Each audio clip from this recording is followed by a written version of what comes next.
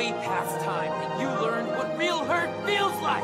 I know now, without a doubt, Kingdom Hearts is light! Hey guys, welcome back to another episode of NDC, where we talk about news, discussions, countdowns, and more type of various game series. It's been a while since a Kingdom Hearts news video, but finally I have one out, so let's dive into it. At the end of March, the Kingdom Hearts series celebrated its 15th year anniversary, and so Famitsu have commemorated this event by featuring the franchise in their magazine yet again. This time, the Kingdom Hearts series dominates the very front cover of the magazine, and is featured in a 15-page spread. Both Tetsuya Nomura, the series director, and Masahiro Sakurai, the Super Smash Bros. Creator that also created Kid Icarus and Kirby, have discussed the series. In addition, several of the Japanese voice actors for the series were interviewed. There were also results from questionnaires answered by Kingdom Hearts fans in Japan, I believe. The issue seems to contain an overall look at all of the games in the series so far, how they fit in the Kingdom Hearts timeline, and how they lead up to Kingdom Hearts 3, including information on the game that have been revealed so far. The article also features various top 5 and top 10 lists based on fan preferences and expectations. So, this is actually basically what Japan thinks of the Kingdom Hearts series and all these top 5 and top 10 lists. First, we have the favorite games from the series. Number 1 is Kingdom Hearts 2 Final Mix, no surprise there. Number 2 is actually Kingdom Hearts 2. Kingdom Hearts 2 is just so good that it showed up twice and it dominated the top 2. Number 3 is Kingdom Hearts Days? Hold up, Kingdom Hearts Days. I like Days. I think it's a good game. I think Days is a good game.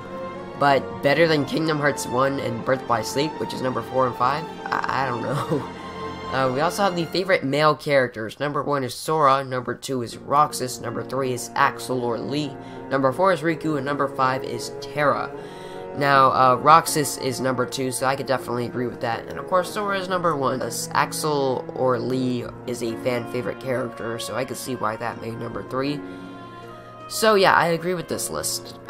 We also have the favorite female characters. Number 1 is Aqua, no surprise there. Number 2 is Shio, number 3 is Kairi, number 4 is Naminé, and last is Larxene. Shio is also pretty high up there, like Roxas was, above Kairi and Naminé, so that's a surprise. But overall, again, I agree with this list as well. We have the favorite moments. Number 1 is looks like my summer vacation is over. Number 2 is Shan revealing her true identity to Roxas at the end of Days. What's up with Days?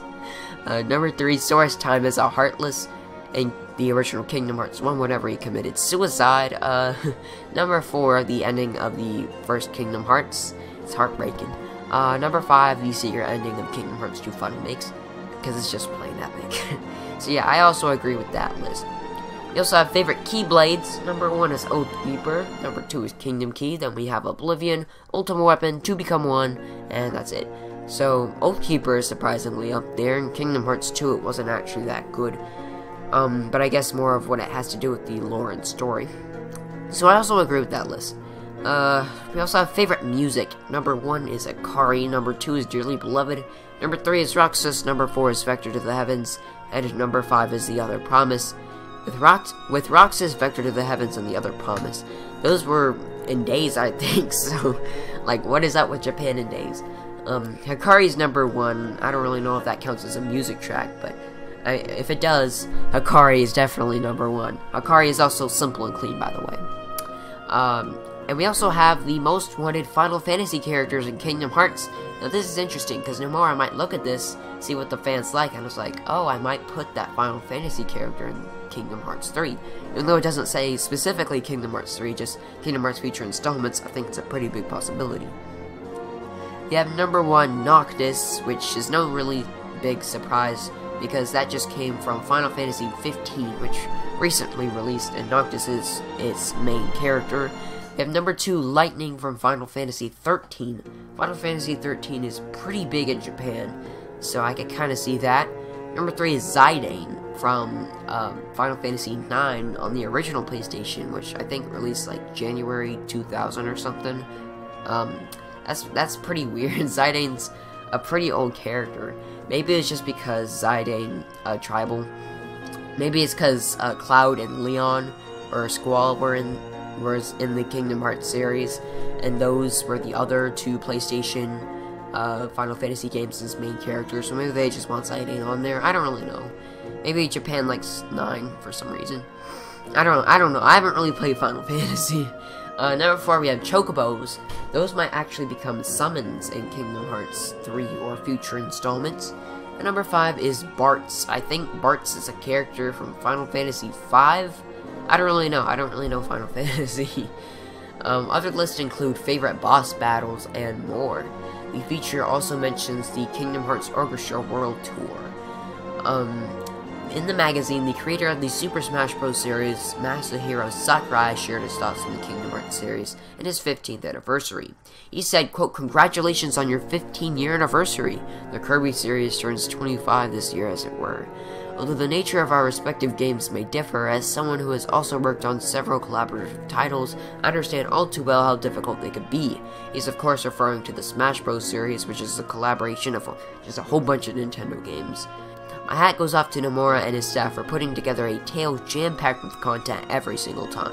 I look forward to another entry in the series. So that's cool, other creators getting their word on the Kingdom Hearts series. Now, interesting fact, Super Smash Bros. Brawl on the Nintendo Wii had a story mode called Subspace Emissary, and the writer for the story at that mode actually worked on the story for the Kingdom Hearts series. So, like, maybe Masahiro Sakurai liked Kingdom Hearts' story, and he's like, yo, I want the guy who worked on that story, and I don't really know. But that is pretty cool. 20 new story quests have been added to the Japanese version of Union Cross.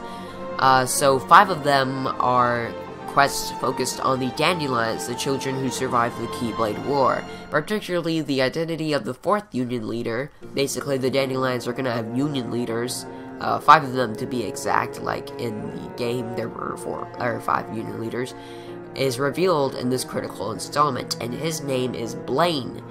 And this is pretty interesting because the other 3 Dandelion leaders that had been revealed are Ephemer, Scold, and Ventus, actually. And they were all, you know, pretty old to Kingdom Hearts, but Blaine is a very new character, unless he turns into Terra or something. An untranslated and translated playthrough of the game is available, courtesy of Everglow. The other 15 story quests that have been added to the Japanese version of Union Cross mark the first appearance of Enchanted Dominion within the game. This is particularly interesting due to Enchanted Dominion's involvement in the secret ending for the original Kingdom Hearts Key, which was the Japanese exclusive browser game. You can view an untranslated playthrough of the 15 story quests below, and translations will be available probably by the time this video is uploaded.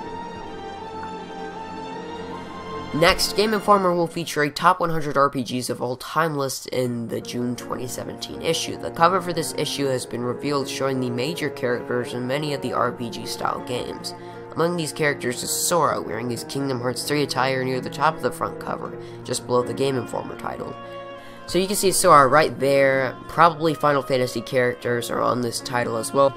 The June 2017 issue of Game Informer will be available later this month, and I will personally grab my issue. You can get it at GameStop. I'm not advertising, I actually read these magazines, but to read it for yourself. But Game Informer has revealed their top 100 RPGs of all time, and Kingdom Hearts 2 takes the number 25 spot.